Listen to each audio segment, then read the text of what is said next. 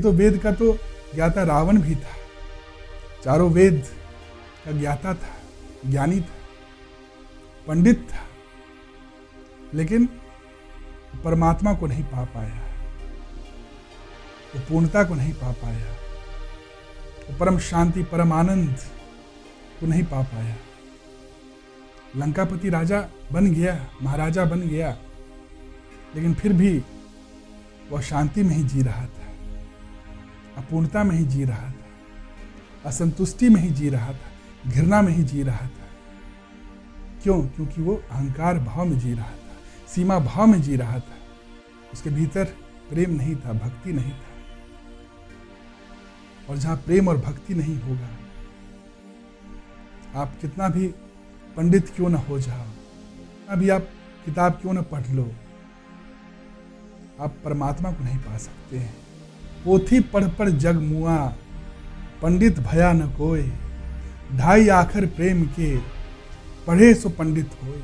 पार्थ सारथी बन जाता मैं, स्नेह के नाते निभाते निभाते, जो मुझको जिस रूप में ध्याते, वो मुझको उस रूप में पाते। प्रेम ही भक्ति है, प्रेम ही पूजा, प्रेम ही भक्ति है, प्रेम ही पूजा, पूर्ण समर्पण मुझको भाए। प्रेम डगरिया चल के राही, मेरी नगरिया तक आ जाए। प्रेम मेरे संग करने वाला, मुझ तक पहुंचे मुझी में समाए। नमस्कार दोस्तों, एक बार फिर आप लोगों के सामने एक बहुत ही महत्वपूर्ण प्रश्न लेकर आया हूं। प्रश्न है, क्या भगवान केवल अपने भक्तों को प्रेम करते हैं? क्या भगवान केवल अपने मानने वालों को प्रेम करते हैं, जो आस्तिक हैं? क्या भगवान उन्हीं को प्रेम करते हैं? और जो नास्तिक हैं, जो भगवान को मानते नहीं, क्या उनसे भगवान प्रेम नहीं करते हैं? तो चलिए आज इसी पे बात करते हैं। भगवान प्रेम नहीं करते, बल्कि भगवान प्रेम में सब कुछ करते हैं। भगवान जो भी करते हैं वो प्रेम में करते हैं। उनका जो मोटिवेशन है, जो गाइडिंग फोर्स है, वो प्रेम है। तो जो भी वो काम करते हैं वो प्रेम से निकलता है, प्रेम के लिए निकलता है। तो वो जो प्रेम है वो सबके लिए बराबर है, वो कोई भेदभाव नहीं जानता है। जैसे बारिश जब होता है तो बारिश का जो पानी वो भेदभाव नहीं करता है कि वो कीचड़ में गिर रहा है या वो राजमहल पे गिर रहा है, मंदिर पे गिर रहा है। वो सब पे बराबर बरसता है। ठीक उसी तरह भगवान का प्रेम सब पे बराबर बरसता है, लेकिन उसको समझ वही पाते हैं जिनके भीतर प्रेम होता है, भक्ति होता है। जिनके भीतर प्रेम नहीं है, भक्ति नहीं है, वो उस प्रेम को समझ नहीं पाते हैं, उस परमात्मा से जुड़ नहीं पाते हैं, ट्यून नहीं हो पाते हैं। जैसे फ्रीक्वेंसी जैसा आपका सेट होगा, वैसा ही आपको रेडियो वेव रिसीव होता है।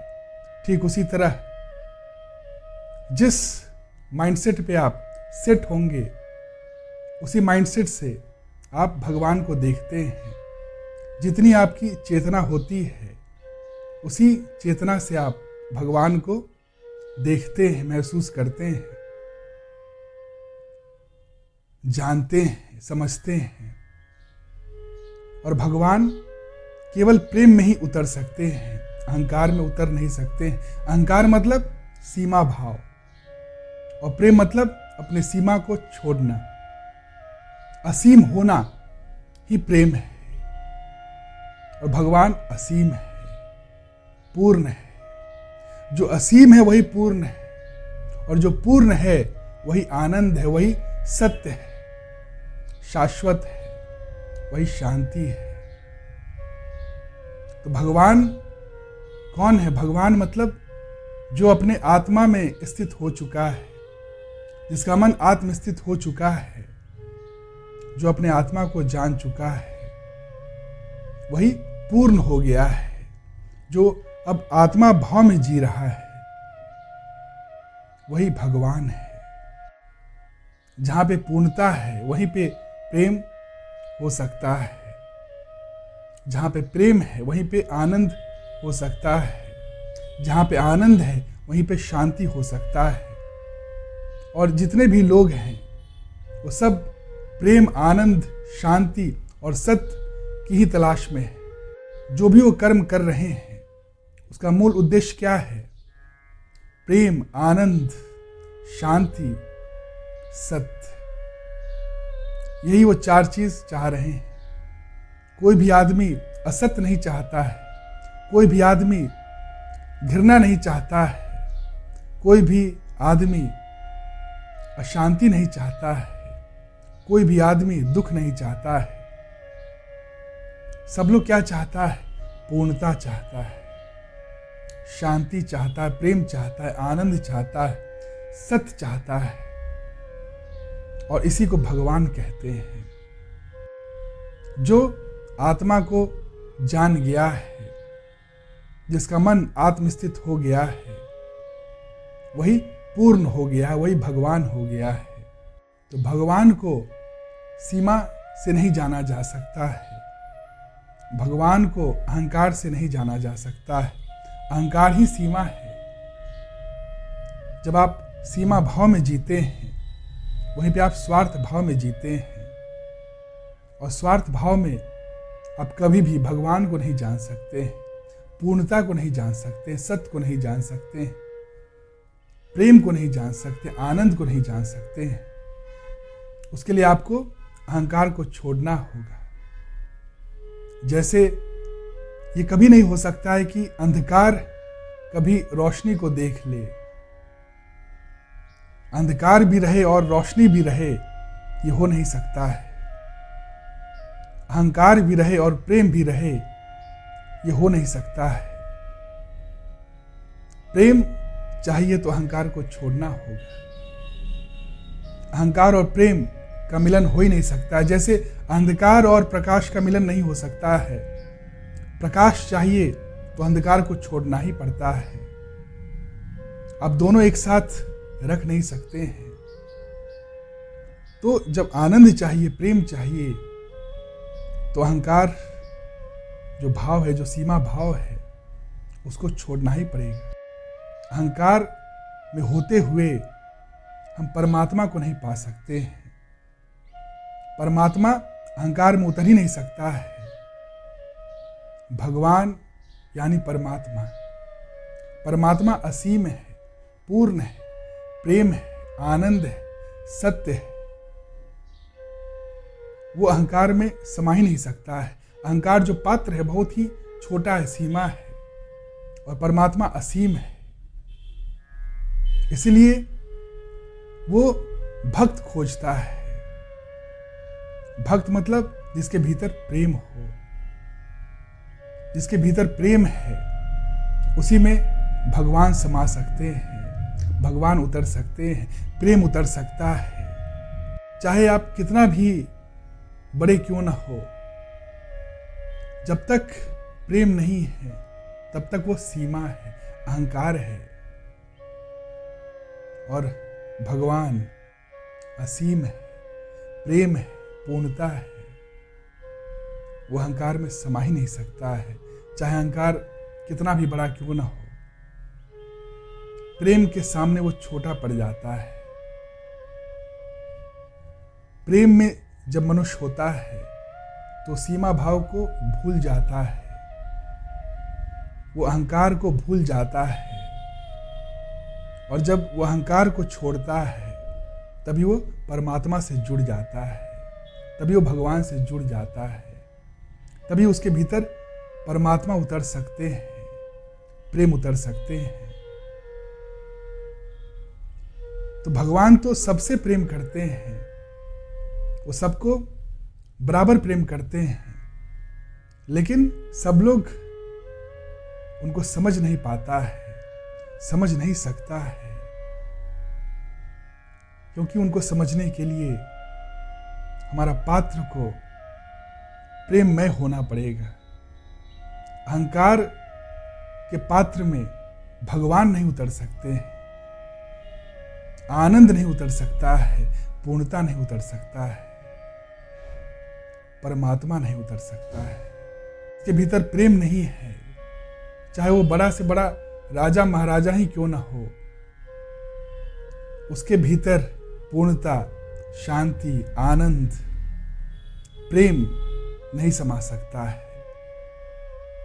उसके भीतर परमात्मा नहीं समा सकता है, वो परमात्मा को नहीं पा सकता है।